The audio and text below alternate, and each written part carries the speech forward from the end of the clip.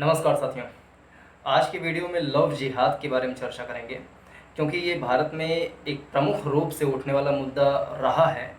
अगर हम देखें ऐतिहासिक पृष्ठभूमि के हिसाब से तो 2008 के बाद से 2009 के बाद से लव जिहाद वाले मामले अक्सर भारत में विभिन्न क्षेत्रों में उठते रहे हैं।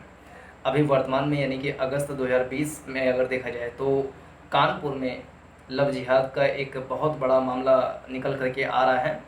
दैनिक जागरण ने इस पे बाकायदा इन्वेस्टिगेशन किया, वहाँ पर जांच पड़ताल किया तो उनकी नज़र में आया कि कुछ 4-5 केसेस ऐसे गंभीर प्रकार के केसेस हैं जो कानपुर में किसी एक विशेष स्थान पर लव जिहाद वाले मामले मिल रहे हैं।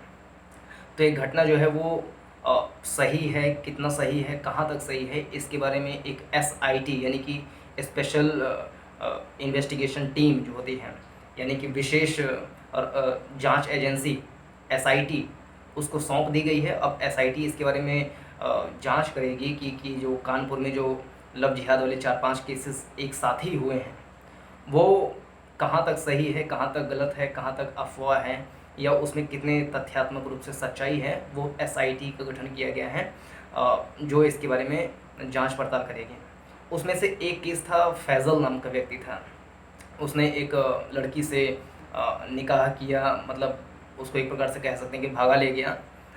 भगा करके ऐसा कहा जा रहा है कि वो गाज़ियाबाद में आ गया, यानी कानपुर से वो गाज़ियाबाद में आ गया।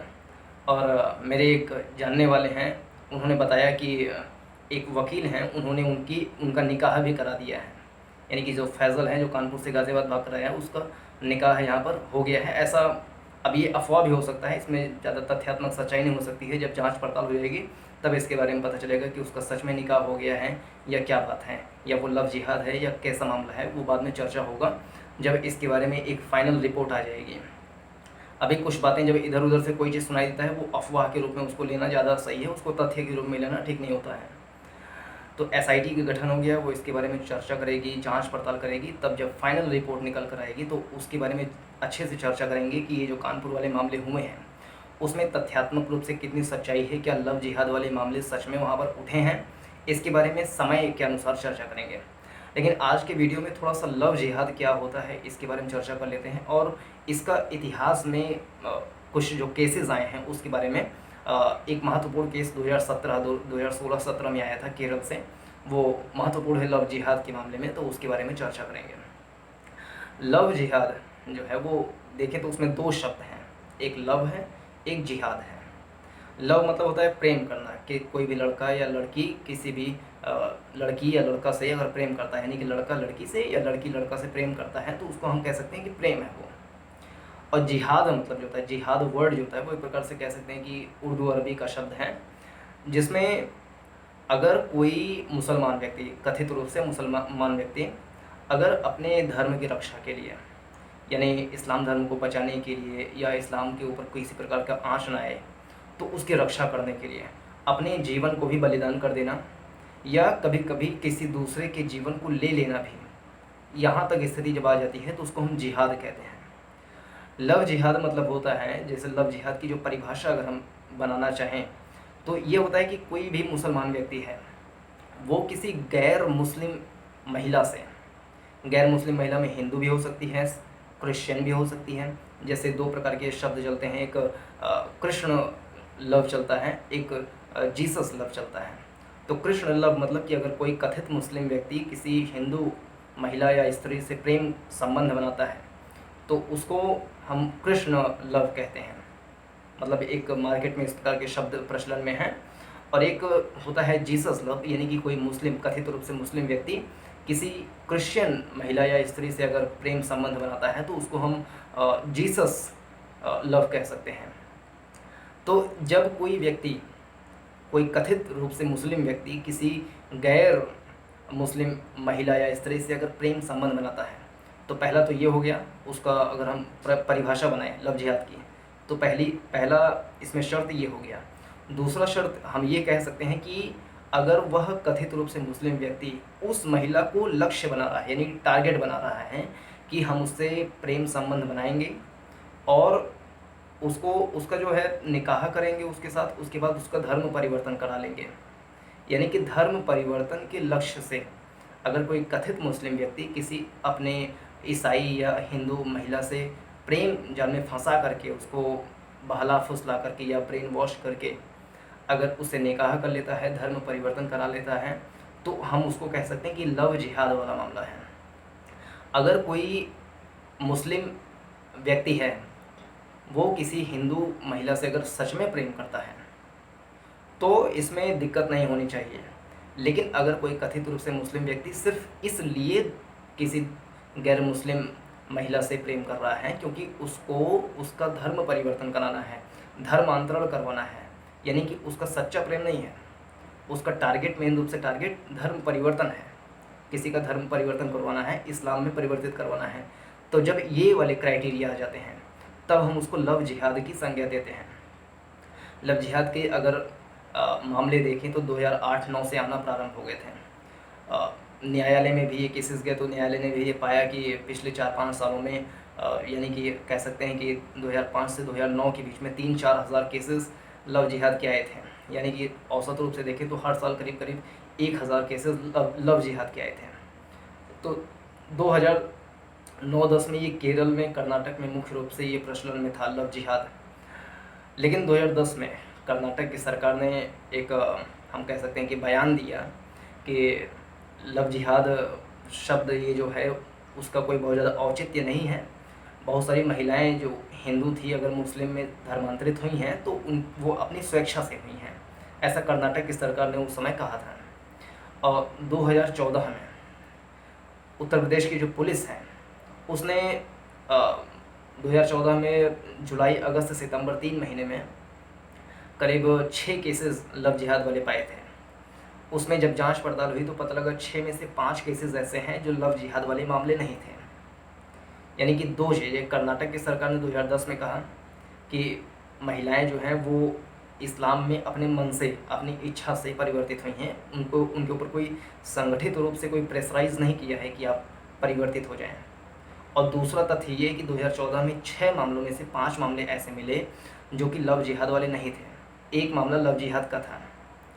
फिर 2017 में एक बड़ा केस आता है केरल में, जिसको हम कह सकते हैं अखिला नाम की एक लड़की थी।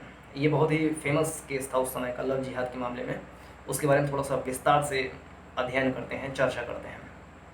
तो 2016 में एक लड़की थी अखिला, उस समय उसका एज जो है करीब 26 साल था, 25-26 साल की एज थी उस समय उसकी।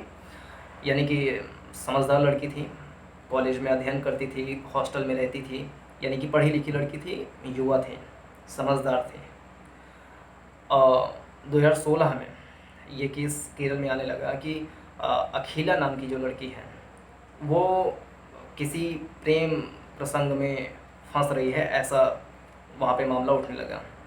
तो उनके जो पिता थे, अखिला के पिता, उनका नाम था अशोकन, वो केरल के उच्च न्यायालय में गए। उसमें उन्होंने कहा कि और जो उन्होंने पिटीशन दायर करी उसका नाम था हेबियस कॉर्पस।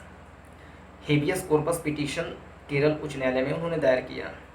जैसे कि थोड़ा सा हेबियस कॉर्पस के बारे में समझ लेते हैं एक बार। संविधान का अनुच्छेद 32 जो है वो सर्वोच्च न्यायालय को 5 प्रकार के आदेश निकालने का अधिकार देता है, और संविधान के अनुच्छेद 226 के तहत उच्च न्यायालय को भी उसी 5 प्रकार के आदेश निकालने का अधिकार देता है।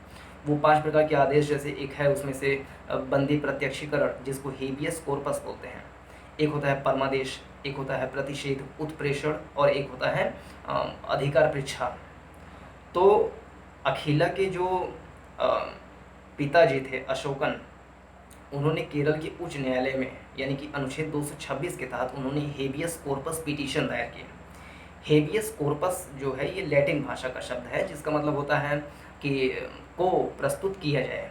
यानी कि कोई अगर व्यक्ति है वो किसी व्यक्ति के कह सकते हैं कि अगर उसका किडनैप किया गया है या किसी की हिरासत में है कोई व्यक्ति, तो उस व्यक्ति को उससे छुड़ा करके न्यायालय के समक्ष प्रस्तुत किया जाए। इस प्रकार के अगर कोई केस आते हैं तो उसको हम हेबियस कॉर्पस पिटीशन कहते हैं या हेबियस कॉर्पस केस कहते हैं। तो 2016 में ये केस केरल के उच्च न्यायालय में आया, हेबियस कॉर्पस पिटीशन, जो अखिला के पिता अशोकन ने दायर की थी, फाइल की थी। तो अखिला को बुलाया गया कोर्ट में तो अखिला ने कहा कि ऐसी कोई मामला नहीं है, मैं किसी लड़के के प्रेम जाल में फंसी नहीं हूँ और लव जिहाद वाला ऐसा कोई मामला नहीं है।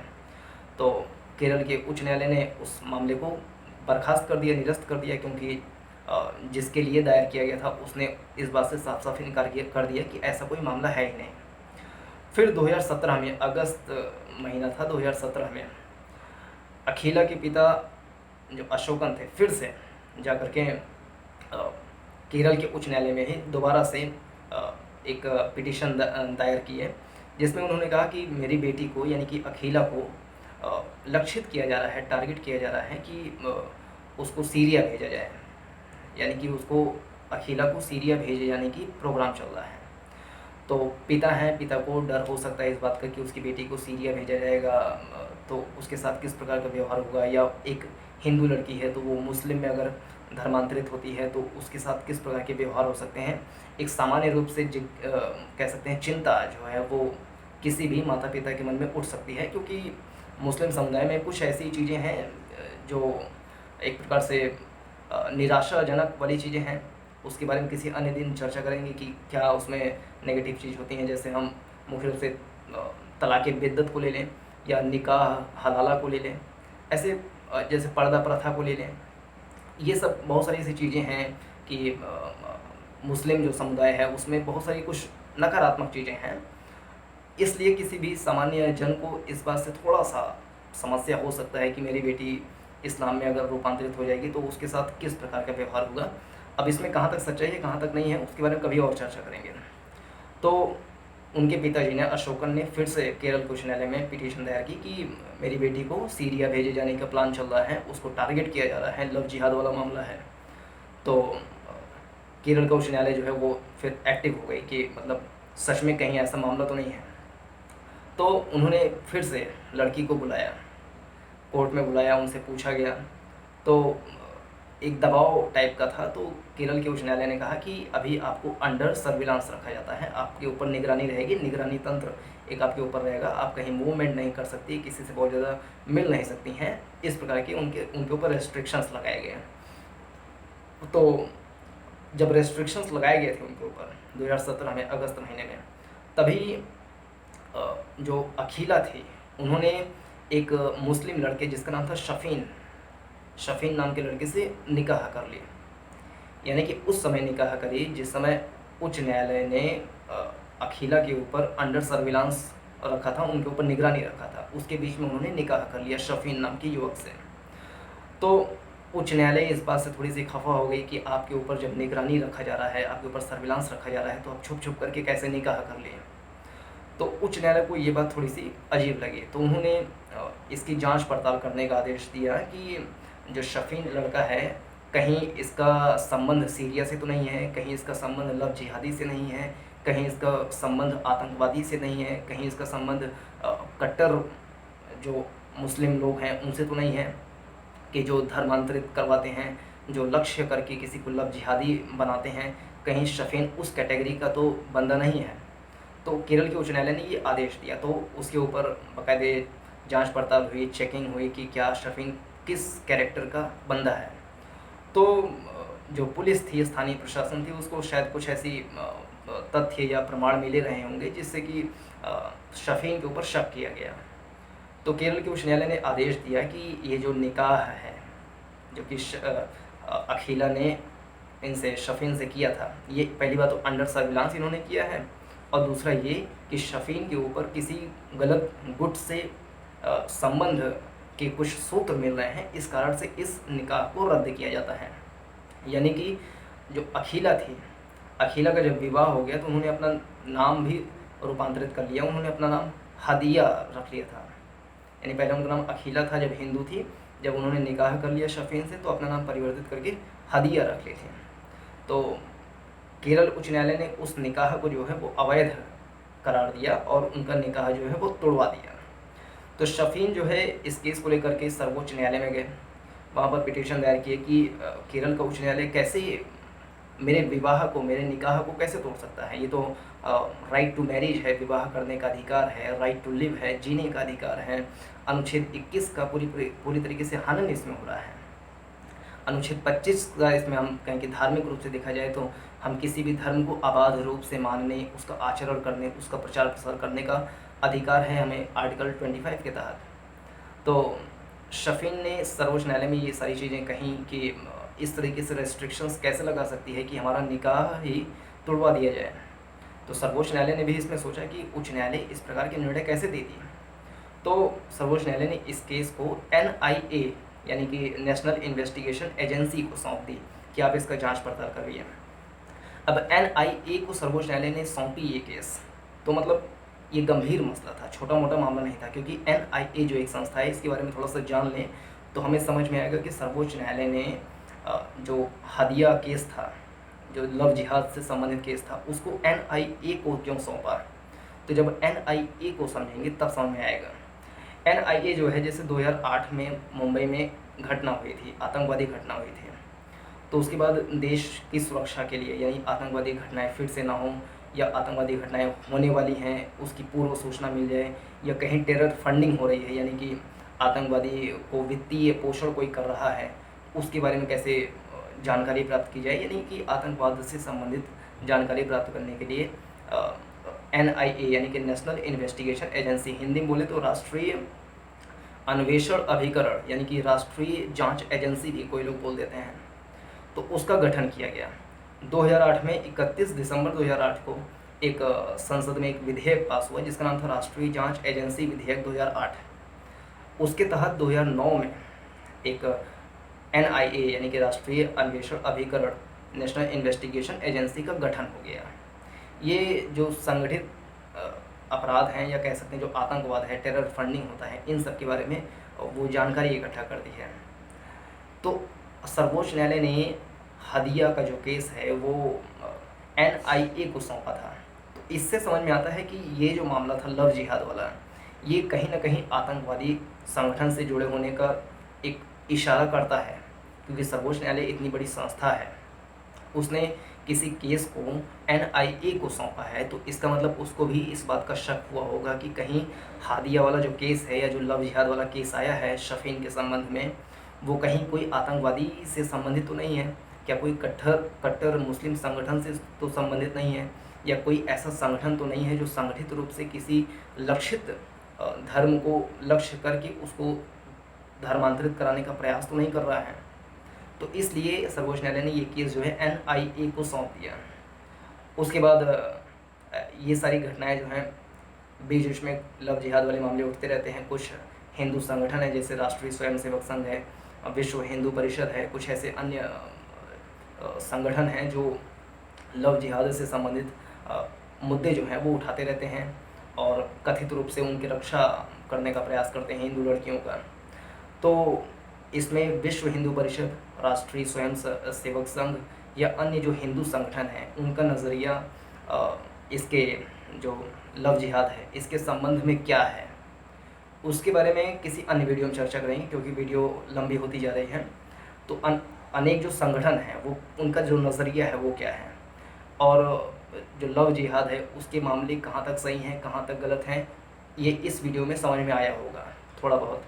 लेकिन इसके अन्य पक्ष भी हैं, जैसे कि क्या इस प्रकार के मामले सच में ऐसे हुए हैं, क्या लव जिहाद का कोई कॉन्सेप्ट सच में होता है, इसके बारे में किसी अन्य वीडियो में विस्तार से चर्चा करेंगे। और जो कानपुर वाला केस आया है जिसमें 4-5 केस इकट्ठे, किसी एक कॉलोनी है वहाँ पर, बर्रा नाम का कोई कॉलोनी है, वहाँ पर 4-5 केस इकट्ठे आए हैं जो कि लव जिहाद से संबंधित ऐसे बताए जा रहे हैं। दैनिक जागरण ने 24 अगस्त और 25 अगस्त के समाचार पत्र में मुख्य रूप से इसको छापा है।